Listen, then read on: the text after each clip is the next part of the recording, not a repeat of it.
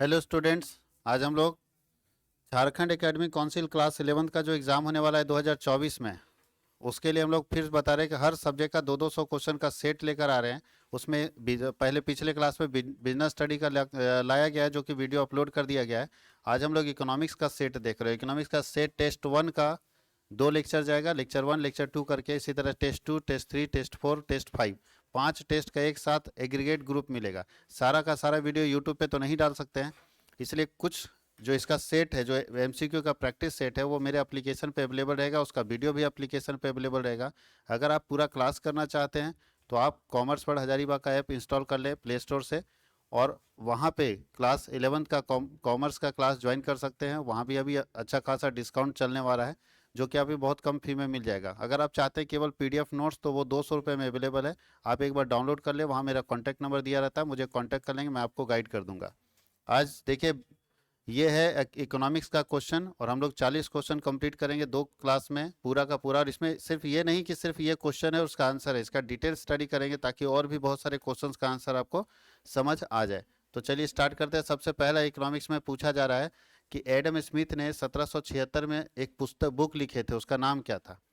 तो सबसे पहले इसमें आपको यह समझना होगा कि इकोनॉमिक्स के फादर का नाम ही एडम स्मिथ है। एडम स्मिथ जो है इकोनॉमिक्स के फादर हैं, याद रखना। इकोनॉमिक्स जो सब्जेक्ट है, उसके फादर का नाम क्या है, एडम स्मिथ। तो पहला बात, कभी कभी क्वेश्चन मूव करके घुमा के पूछ देगा कि इकोनॉमिक्स के जनक कौन है, फादर ऑफ इकोनॉमिक्स कौन है, तो एडम स्मिथ है फादर ऑफ इकोनॉमिक्स। पूछा जाता है कि इन्होंने अपना बुक कब लिखा था, 1776 में। तो दूसरा क्वेश्चन ये भी पूछा जा सकता है कि इन्होंने अपना बुक लिखा कब, 1776। और इनके बुक का नाम है, बहुत लंबा नाम है, an inquiry into the nature and causes of wealth of nation, लेकिन वो शॉर्ट में वेल्थ ऑफ नेशन बोलते हैं। इनके बुक का शॉर्ट नाम क्या है, वेल्थ ऑफ नेशन। तो बहुत बार पूछा जाता है कि वेल्थ ऑफ नेशन किसने लिखा, तो वेल्थ ऑफ नेशन किसने लिखा, एडम स्मिथ ने। कहीं कोई दिक्कत है, तो 3 क्वेश्चन यहाँ पे आपको पूछा जा सकता है। वेल्थ ऑफ नेशन किसने लिखा, एडम स्मिथ ने। पूछेगा एडम स्मिथ कौन है, तो फादर ऑफ इकोनॉमिक्स है। एडम स्मिथ इसको लिखे बुक को, और कब लिखे, 1776 में। कहीं कोई दिक्कत है। वेल्थ ऑफ नेशन में एडम स्मिथ का डेफिनेशन ये कहता है कि economics is the science of wealth, अर्थशास्त्र धन का विज्ञान है, ऐसा डेफिनेशन इन्होंने दिया है। इसका मतलब ये है कि इकोनॉमिक्स को ये मानते हैं कि सिर्फ इकोनॉमिक एक्टिविटीज़ में पढ़ना है, यानी रुपये पैसे से संबंधित बात को इकोनॉमिक्स के अंदर पढ़ना है, ऐसा ये बोलते थे 1776 में।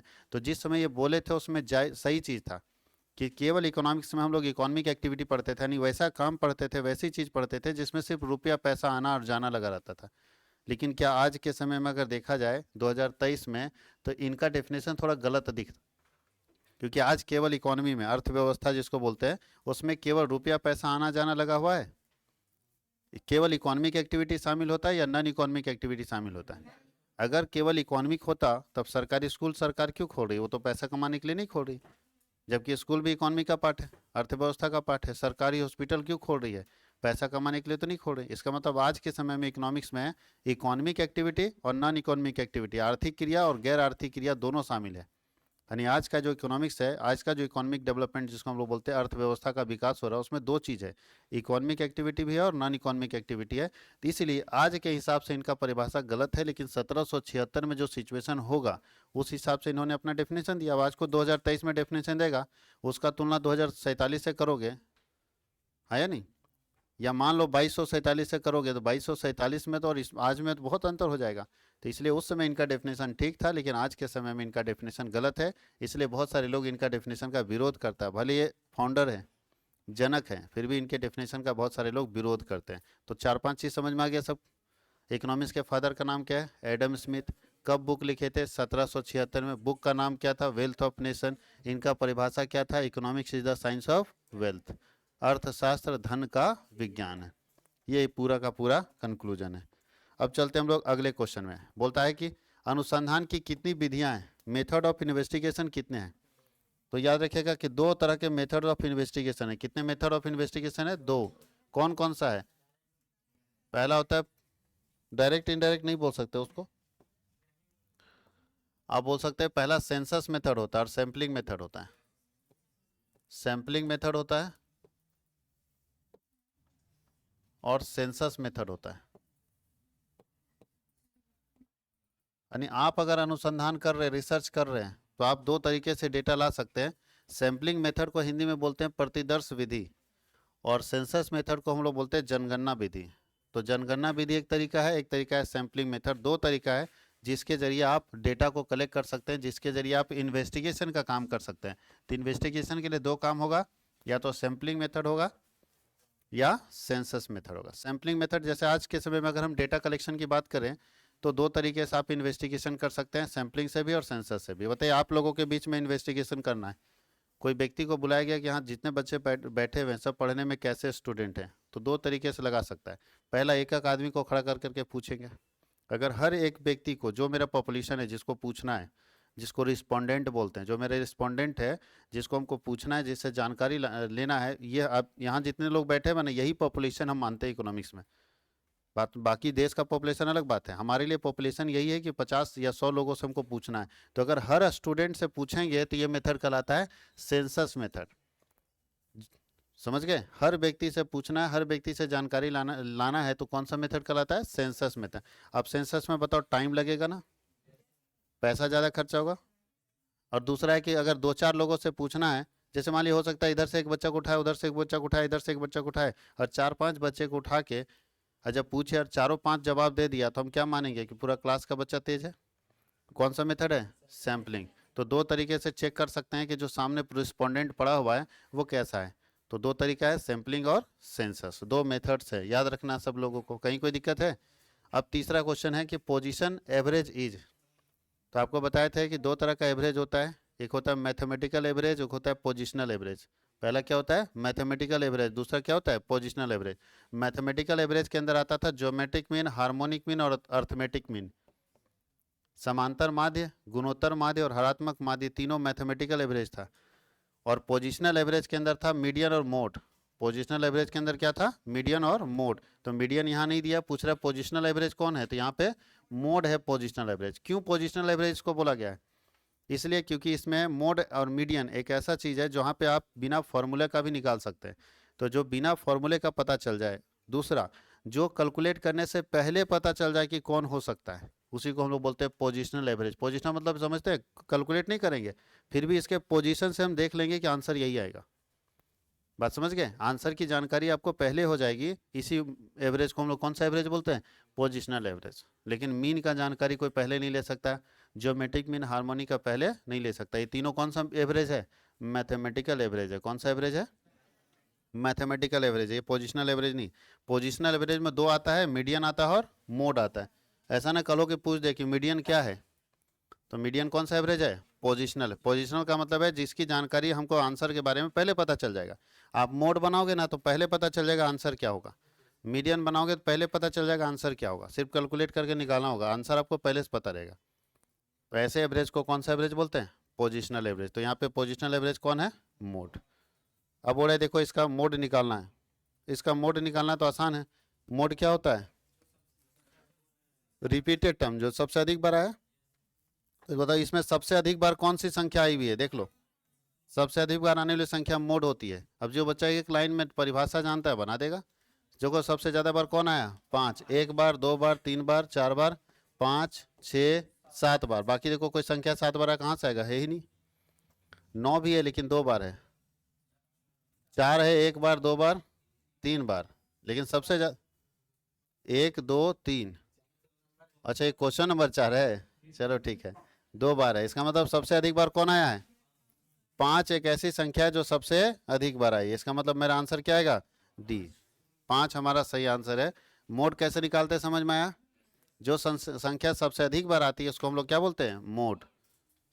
इंडिविजुअल सीरीज, डिस्क्रीट सीरीज और कंटिन्यूअस सीरीज में यही नियम है कि जो रिपीटेड टर्म होगा, जो सबसे अधिक बार आने वाली संख्या होगी वो मोड कहलाएगी, जो सबसे अधिक बार आने वाली संख्या होगी वो क्या कहलाएगी? मोड कहलाएगी। याद रखना आपको। आगे लिखा है absolute major is. Absolute major इसमें से कौन है? कौन एब्सोल्यूट मेजर कहलाएगा इसमें से? तो आप लोगों को पता होना चाहिए। जब हम, ये कौन सा चैप्टर का क्वेश्चन है बता सकते हैं? मेजर ऑफ डिस्पर्सन का। जब आप मेजर ऑफ डिस्पर्सन पढ़े थे अपकिरण की माप स्टैटिस्टिक्स के अंदर, तो उसमें आपको दो मेजर हम बताए थे, एब्सोल्यूट मेजर और रिलेटिव मेजर। एब्सोल्यूट मेजर और रिलेटिव मेजर। रिलेटिव मेजर में हम कॉफिशिएंट बताए थे, क्या बताए थे? कोफिशिएंट। तो बताइए तीनों में कोफिशिएंट है, इसका मतलब ये तीनों रिलेटिव मेजर है, सॉरी हाँ तीनों कौन सा मेजर है? रिलेटिव मेजर है। रिलेटिव मेजर में क्या रहता है? कोफिशिएंट दिया रहता है, तो ये रिलेटिव मेजर है।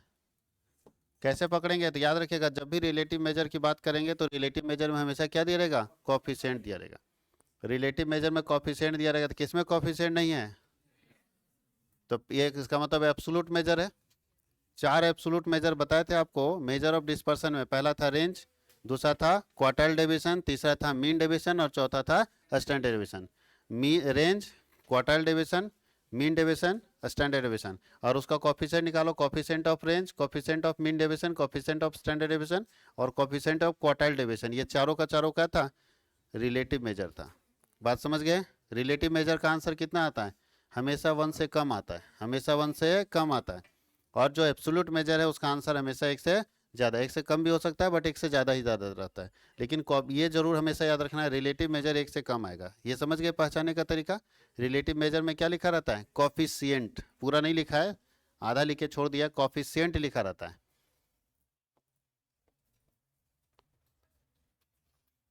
अब देखो, the author of the book named an inquiry into the nature of and causes of wealth of nation. अभी बताए, वेल्थ ऑफ नेशन के राइटर का नाम बताइए कौन है? ये तो यही है, डिटेल अगर पढ़ोगे ना तो चारों तरफ से आप पढ़ लोगे। एडम स्मिथ है ना।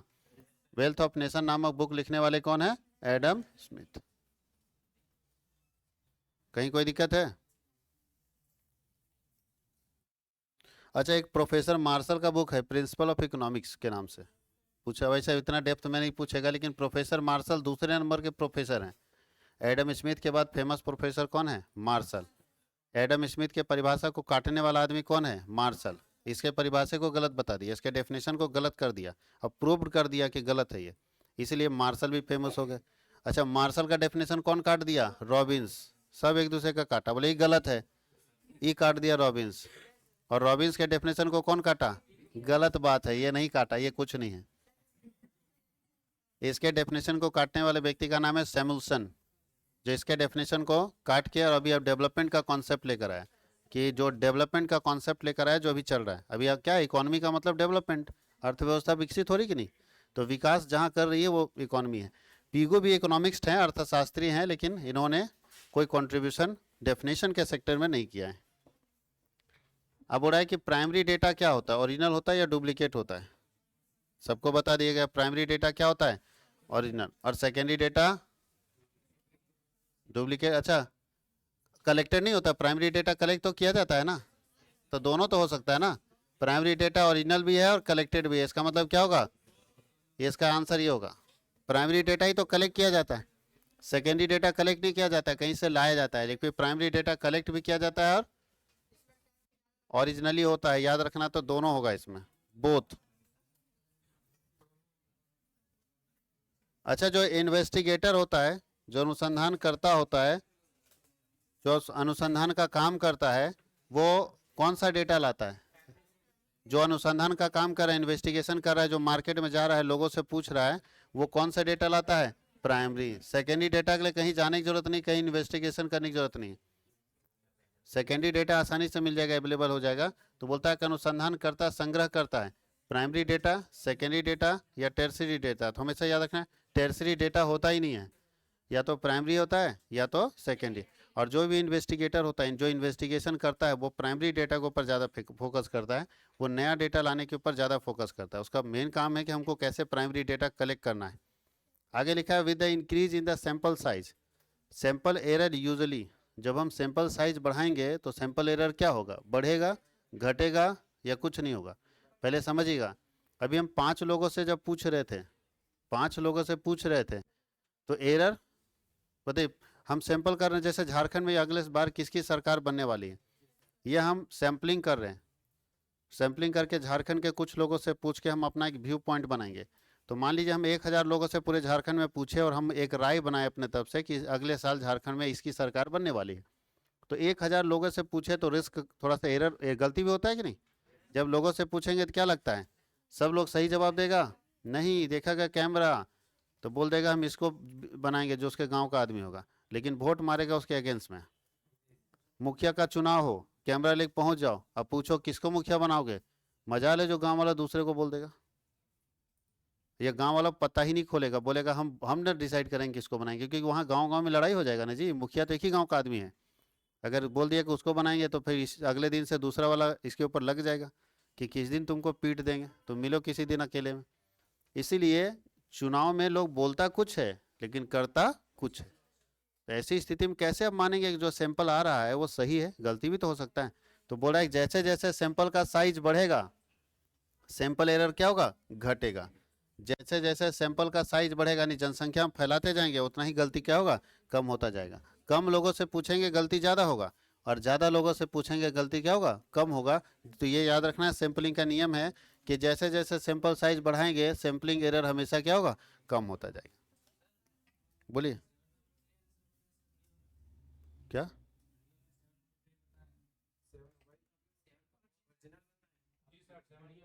अरे ओरिजिनल है ना, बट कलेक्टेड भी आप बोल सकते हैं, कलेक्टेड होगा यहाँ पे, ओरिजिनल है वो ठीक है, लेकिन कलेक्टेड नहीं है। प्राइमरी डेटा कलेक्ट किया जाता है। अच्छी बात है, अगर आप ए मारे हो अलग बात है, टेस्ट में अलग इशू है। चलिए ठीक है ये, लेकिन इसमें कलेक्टेड के साथ बोथ होना चाहिए, क्योंकि ओरिजिनल के साथ कलेक्टेड दोनों जोड़ के हम लोग एक साथ करेंगे, ठीक है।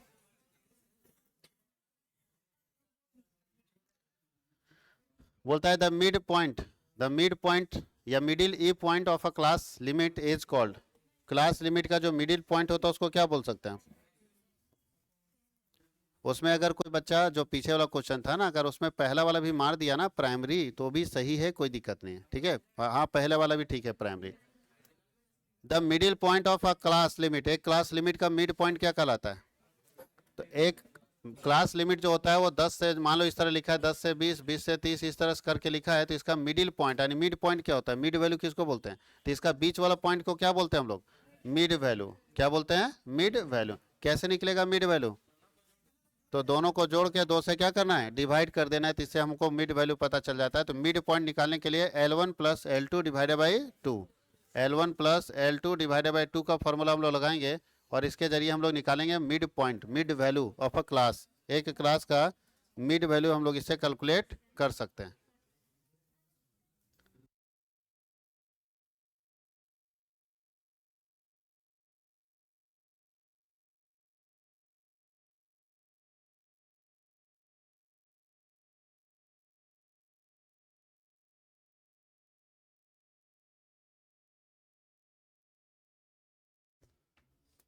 अगला क्वेश्चन है, formula of quartile division is. Quartile division का फॉर्मूला क्या है, तो बताइए। क्वार्टाइल डिवीजन आप लोग पढ़े भी हैं, तो क्वार्टाइल डिवीजन का फॉर्मूला क्या कहलाता है।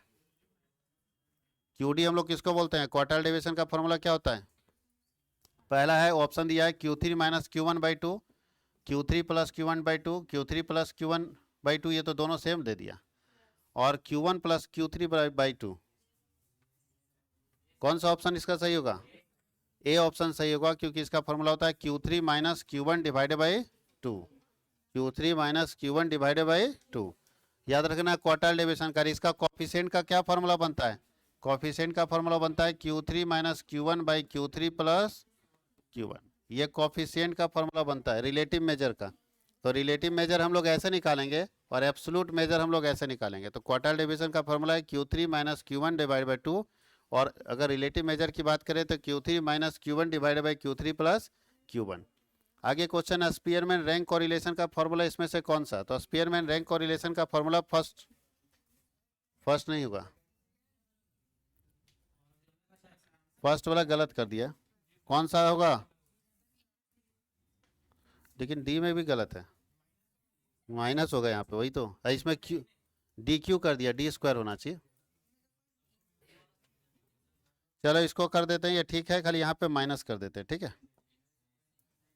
अच्छा इनमें से कोई नहीं भी है, चलो भाई तुम ही, ये तो तुम लोगों को जबरदस्त मौका मिला, खाली गलत होना चाहिए, तो लास्ट में क्या कर देंगे, इनमें से कोई नहीं। लेकिन इसका फॉर्मूला क्या होता है हम लिख देते हैं, आर एस लिखते हैं स्पीयरमैन रैंक कोरिलेशन का, 1 माइनस 6 सिग्मा डी स्क्वायर और n into N square minus 1। ये फॉर्मूला देखो, ये बिल्कुल सही है, बट सिर्फ यहाँ पे डी क्यू हो गया गलती से, ये डी स्क्वायर होगा तो ये सही हो जाएगा, ठीक है।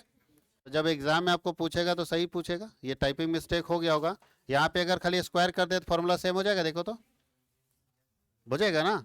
इसलिए इसको आप मार दीजिएगा ऑप्शन में, ऑप्शन नंबर 1 भी मार सकते हो, यहाँ स्क्वायर रहेगा तो।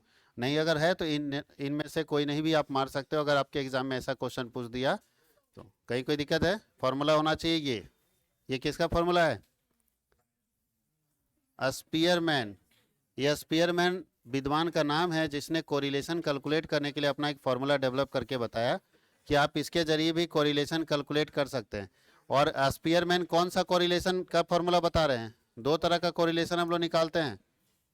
एक जो कोरिलेशन हम लोग निकालते हैं वो कार्ल पियर्सन का निकालते हैं, और एक निकालते हैं स्पीयरमैन। स्पीयरमैन जो कोरिलेशन निकालने के लिए बताता है वो रैंक कोरिलेशन बताता है। क्या बताता है? यहाँ पे रैंक दिया रहता है और रैंक के आधार पर हम लोग कोरिलेशन फाइंड आउट करते हैं। कहीं कोई दिक्कत है? तो रैंक के आधार पर जब कोरिलेशन निकालेंगे तो कौन सा विद्वान का फॉर्मूला इस्तेमाल करेंगे? Spearman rank correlation. और उसका फॉर्मूला क्या होता है? 1 - 6 sigma D square by N into N square minus 1। इस फॉर्मूले के जरिए हम स्पीयरमैन का रैंक कोरिलेशन फाइंड आउट कर सकते हैं। अब हो रहा है कि classification is the dot dot dot of tabulation. Tabulation के लिए क्लासिफिकेशन क्या है? तो याद रखना है कि टेबुलेशन के लिए क्लासिफिकेशन क्या है? बेस है, आधार है। बिना क्लासिफिकेशन का टेबुलेशन नहीं कर सकते हैं। बिना क्लासिफिकेशन का टेबुलेशन आप नहीं कर सकते। टेबुलेशन करना होगा तो सबसे पहले आपको क्लासिफिकेशन करना होगा। क्लासिफिकेशन का मतलब होता है, हिंदी में वर्गीकरण लिखते हैं। इसका मतलब कोई समझा सकते हो? वर्गीकरण का मतलब क्या होता है? अब सांप सूंघ गया सबको, बांटना वर्गीकरण होता है। हाँ, टेबल में सजाने को टेबुलेशन बोलते हैं। हाँ वही तो यहाँ पूछ रहा है, सारनियन। अलग करना को ना सेपरेशन बोलते हैं। एक लाइन में बोल देता है अलग करना। समझ लीजिए, आप अपना दिमाग लगाइए, आपको भी बुद्धि दिया है भगवान। हाँ, मेरिट के अनुसार डिवाइड करना, चलो कुछ ठीक बोल दिया। और अरे वर्गीकरण का मतलब है क्षेत्र के आधार पर, योग्यता के आधार पर, प्रकृति के आधार पर अगर आप डेटा को अलग अलग पार्ट में बांटते हैं तो उसको हम लोग क्या बोलते हैं? वर्गीकरण। कि बांटते हैं बस वर्गीकरण। तो ये दो दोस्त में मिठाई बांटता है तो वर्गीकरण कर रहा है कि देखो क्लासिफिकेशन कर रहे हैं, आधा समोसा उधर आधा समोसा इधर, ये क्लासिफिकेशन हो रहा है, इसको बोलेंगे। एक सेंटेंस नहीं बोलिए, पूरा सेंटेंस ना बोलिएगा तरीके से सजा के। बात समझ गए? अब बहुत सारा तरीका है, जैसे धर्म के आधार पर अगर हम बांट सकते हैं, देश में जितना जनसंख्या उसको धर्म के आधार पर बांटते हैं कि हिंदू की जनसंख्या कितना, मुस्लिम का कितना, सिख का कितना, ईसाई का कितना, बौद्ध धर्म का कितना है, और उसके बाद और जैन धर्म का कितना है। ये सारा अगर आप बांटेंगे धर्म के आधार पर तो भी क्लासिफिकेशन होगा। हम शिक्षा के आधार पर बांटेंगे कि जनसंख्या जो है उसमें शिक्षित कितने हैं, अशिक्षित कितने हैं, शिक्षित में रोजगार में कितने हैं, बेरोजगार कितने हैं, अशिक्षित में रोजगार में कितने, बेरोजगार कितने हैं। हम जनसंख्या ये शिक्षा के आधार पर बांट सकते हैं, हम रोजगार के आधार पर बांट सकते हैं, हम क्षेत्र के आधार पर बांट सकते हैं, भाषा के आधार पर बांट सकते हैं। बंगला बोलने वाला कितना, हिंदी बोलने वाला कितना, तमिल बोलने वाला कितना, आंध्र बोलने वाला कितना, उड़िया बोलने वाला कितना, हम उसके आधार पर बांट सकते हैं। तो कोई एक बेस होना चाहिए ना आपको बांटने के लिए। तो जब कोई आधार पर आप बांटते हैं जनसंख्या को, पॉपुलेशन को, तो उसको हम लोग क्या बोलते हैं? क्लासिफिकेशन। क्या बोलते हैं? क्लासिफिकेशन। उसके लिए एक बेस होता है, एक आधार पर हम बांटते हैं पूरी जनसंख्या को। आप देखो जब स्टूडेंट का रिजल्ट आता है तो वो भी क्या करता है, जैक काउंसिल पूरे जनसंख्या को बांट देता है एक आधार पर। वो देखता है कि जो 60% से ज़्यादा लाने वाले लोग हैं उनको फर्स्ट डिवीजन कर देता है, जो उससे कम और 45 से ऊपर है तो उनको सेकंड डिवीजन कर देता है, जो उससे कम है उनको थर्ड डिवीजन कर देता है। फर्स्ट डिवीजन में भी कैटेगरी कर दिया है कि 60 से कोई 60 लाएगा तो भी फर्स्ट, और कोई 99 लाएगा तो भी फर्स्ट। तो उसमें भी क्राइटेरिया डाल दिया है, कैटेगरी सेट कर दिया है कि उसको डिस्टिंक्शन दे देता है कि भैया ये ज़्यादा नंबर लाया है तो इसको थोड़ा सम्मान दिए। तो अलग अलग कैटेगरी बना रखा है क्लासिफिकेशन करने के लिए अपने डेटा को, ताकि वो आसानी से आइडेंटिफाई कर सके कि ये बंदा जो हम जिसको क्लासिफिकेशन करें इसको रखेंगे कहाँ पे। उसके लिए अलग अलग तरीका, तो वही उसके लिए बेस है। अगर क्लासिफिकेशन नहीं होगा तो आप टेबल कैसे बनाएंगे? टेबुलेशन के लिए क्लासिफिकेशन होना चाहिए। देखो यहाँ के लिख दिया है कि इसमें से कौन है जिसकी गणना ग्राफ से नहीं हो सकती। आपको बताए थे अभी हम, कौन सा ऐसा है जिसको ग्राफ से नहीं निकाल सकता? मीन ऐसा है जिसको ग्राफ से कभी नहीं निकाल सकते। ये दोनों पोजिशनल एवरेज होता है, और पोजिशनल एवरेज को ग्राफ से निकाला जा सकता है। ये दोनों पोजिशनल एवरेज होता है और पोजिशनल एवरेज को ग्राफ से निकाला जा सकता है। सिर्फ मीन ऐसा है, मीन नहीं, arithmetic mean, geometric mean, harmonic mean, ये सबको ग्राफ से नहीं निकाल सकते। जो मैथमेटिकल एवरेज होते हैं उनको कभी भी ग्राफ से हम नहीं निकाल सकते।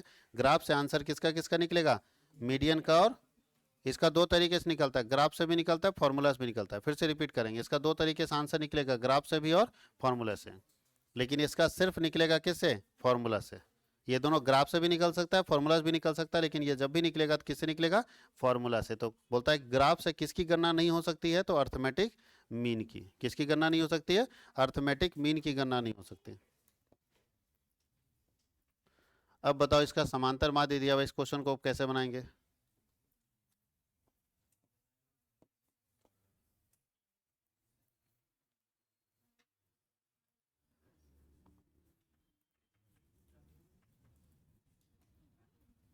कट गया था 25 मिनट, यहाँ 15 मिनट दिख रहा है।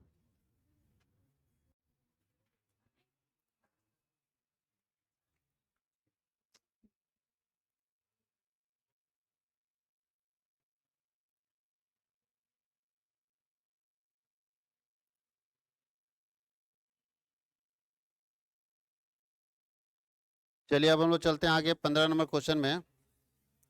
ये क्वेश्चन आपके पास दिया हुआ है और इसका मीन का आंसर 22 है। पूरा एक्स क्या रखें, यानी यहाँ पे कौन सी संख्या रखे कि इसका मीन 22 होगा। तो हम लोग सब जानते हैं मीन निकालने का फॉर्मूला लगा दीजिए। मीन बराबर क्या होता था, सिग्मा एक्स और बटा एन। मीन बराबर कितना दिया है, 22। सिग्मा एक्स ढूंढो कितना है, 30 और 24, 54, 54 18, 62 72, 72 और 20, 92, 92 और 5 97, 97 और 20, 117। तो आएगा 117 प्लस एक्स, एक्स होगा ना जी। अब बटा एन बराबर कितना संख्या है, 1 2 3 4 5 6, 6 कर दो। तो अब क्रॉस कर सकते हैं ना। तो ये 117 प्लस एक्स को 1 से करेंगे तो कितना आएगा, 117 प्लस एक्स बराबर 22 को करो, 6 दूनी 12, 6 दूनी 12 13, 132 ना। तो एक्स बराबर 132 इधर है और ये 117 इधर माइनस चला जाएगा ना, जाएगा कि नहीं जाएगा। तो एक्स बराबर कितना होगा, तो यहाँ पे 15 आंसर आएगा इसका। देखो 15 किस में लिखा हुआ है, अभी होगा। समझ में आया कैसे मैथ्स बना, कहीं कोई दिक्कत है, इसके जरिए भी आप निकाल सकते हैं, कहीं कोई दिक्कत। इसको एक और तरीके से निकाल सकते हैं, डायरेक्ट भी बहुत शॉर्ट पड़ेगा। देखो यहाँ पे निकाल देते हैं, लेकिन इसके लिए थोड़ा बुद्धि लगाना पड़ेगा। आपके पास कितना संख्या दिया हुआ है, 6। तो टोटल निकालेंगे 22 गुने 6, 6 संख्या ना जी। तो टोटल कितना हो गया, 132। अब यहाँ जोड़ लो कितना है, यहाँ पे जितना है उसको घटा दो, तो कितना आ रहा है सब जोड़ के। तो 117 घटा दोगे तो डायरेक्ट 15 नहीं आ जाएगा, 132 है ना। ठीक है, ये भी काम कर सकते हो। मतलब समझ में आया, जब सारे लोगों का टोटल 132 है और 5 लोगों का यहाँ दिया है, 5 लोगों का 117 है, तो छठा का बाकी ना होगा। अरे 6 लोगों का टोटल मार्क्स जो है 132 है, मान लेते हैं 6 लोगों का टोटल कमा 132 रुपया है और 5 आदमी का दिया है, और मतलब 6 लोगों का 132 रुपया और 5 आदमी का 117 रुपया। तो इसका मतलब छठा आदमी का बाकी ना पैसा होगा, तो बाकी पैसा जो होगा किसका होगा, छठे आदमी का हो जाएगा। कहीं कोई दिक्कत है। तो ये हम लोगों का क्वेश्चन 15 नंबर हमारा ऑप्शन आएगा। अब इसमें से बोला एक सब मीडियन निकालिए, तो बहुत आसान है इसका मीडियन, खाली इसको अरेंज कर दीजिए, मीडियन निकल जाएगा। कितना क्वेश्चन दिया है, 1 2 3 4 5 6 7 8, अच्छा नहीं निकलेगा, 8 है तो निकालना पड़ेगा ना, 7 रहता तो काम बन जाता। तो इसको हटाए हम, इसको हटाते हैं और फिर हम लोग मीडियन इसका निकालते हैं।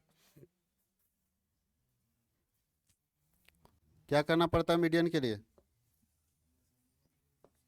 असेंडिंग में सेट करना पड़ता है। तो सेट कीजिए, सबसे छोटा 7, फिर 9, फिर 10, 18, 20, 28, 30, 40, यही ना होगा।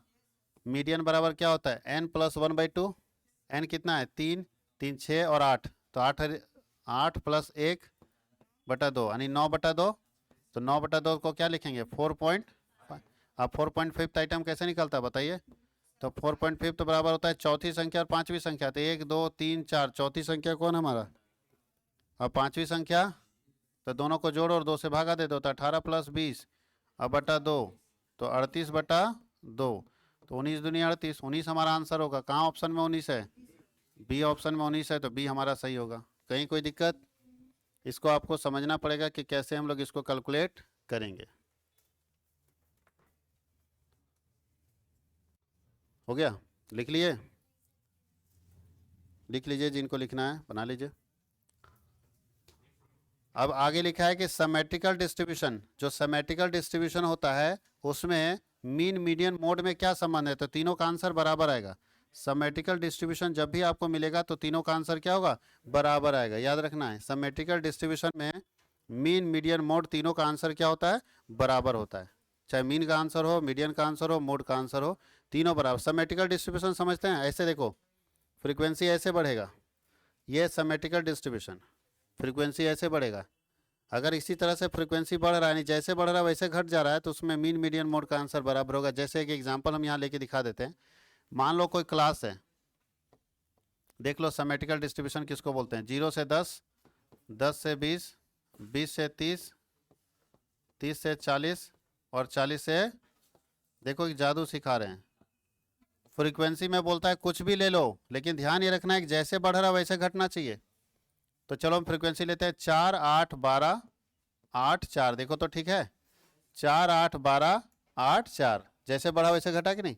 तो ऐसे केस में जैसे फ्रीक्वेंसी बढ़ता है अगर वैसे ही घटेगा, तो इसका, इस क्वेश्चन का तुम लोग घर में बैठ के मीन निकालना, मीडियन निकालना और मोड निकालना, तीनों आपस में बराबर होगा। और क्या होगा वो भी बता देते हैं, बिना बनाए बता दोगे। बीच वाले का मिड वैल्यू होगा। क्या आंसर आएगा बीच वाले का? तो बीच वाला कौन सा क्लास है? 20 से 30, इसका मिड वैल्यू कितना आएगा? 25। तो इसका निकाल के देख लेना, 25, 25 और 25। ऐसा नहीं सोचना है कि सर अपने नंबर अपने तरफ से दे दिए इसलिए सेम जानते होंगे, याद होगा तो लिख दिए। यहाँ पे कुछ भी लिख दो। चलो इसका फ्रीक्वेंसी तुम लोग बताओ। ध्यान ये रखना है कि जैसे बढ़ेगा वैसे घटना चाहिए। बताओ तुम ही लोग फ्रीक्वेंसी मान लेते एक और फ्रीक्वेंसी, बोलो 3, 6, 9 और फिर 6, 3। इसका भी आंसर यही आएगा, 25 ही आएगा। यही तो जादू है सर। एक और फ्रीक्वेंसी बोलो, 42, 52, 56, 52, 42। इसका भी आंसर 25 ही आएगा। घर में बना के देख लेना। यही तो सिमेट्रिक डिस्ट्रीब्यूशन बोलते हैं। इसको आपको आगे पढ़ना, अभी आप नहीं पढ़ोगे, लेकिन यहाँ लिख दिया सिमेट्रिकल डिस्ट्रीब्यूशन जब भी होगा तो मीन का आंसर, मीडियन का आंसर, मोड का आंसर हमेशा क्या होगा? बराबर होगा। बहुत काम का चीज़ हम आपको बता दिए सिमेट्रिकल डिस्ट्रीब्यूशन से रिलेटेड कि यहाँ पे मीन, मीडियन, मोड का आंसर हमेशा क्या होगा? बराबर होगा। इस बात को समझना है। क्या रहता है, अगर मगर नहीं लगाना है, कंडीशन सेट करना है कि अगर आपका ये, हाँ ये अगर ऐसा है तो लगेगा, ठीक है। बाकी अगर मगर नहीं, कि अगर पूरब के जगह पे पश्चिम से सूर्य उगता तब क्या होता, अगर पृथ्वी पर आदमी नहीं जन्म लेता, वो सब मत अगर मगर। कंडीशन सेट हो रहा है, आंसर आएगा। बाकी अगर और मगर से हमको कोई लेना देना नहीं है। आगे बढ़े।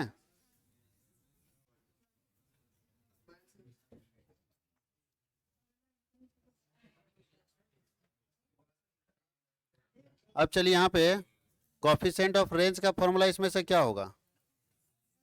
कोफिशिएंट ऑफ रेंज तो आपको बताया था कि कोफिशिएंट ऑफ रेंज का फॉर्मूला होगा L प्लस S। अच्छा दोनों प्लस दे दिया है, हो।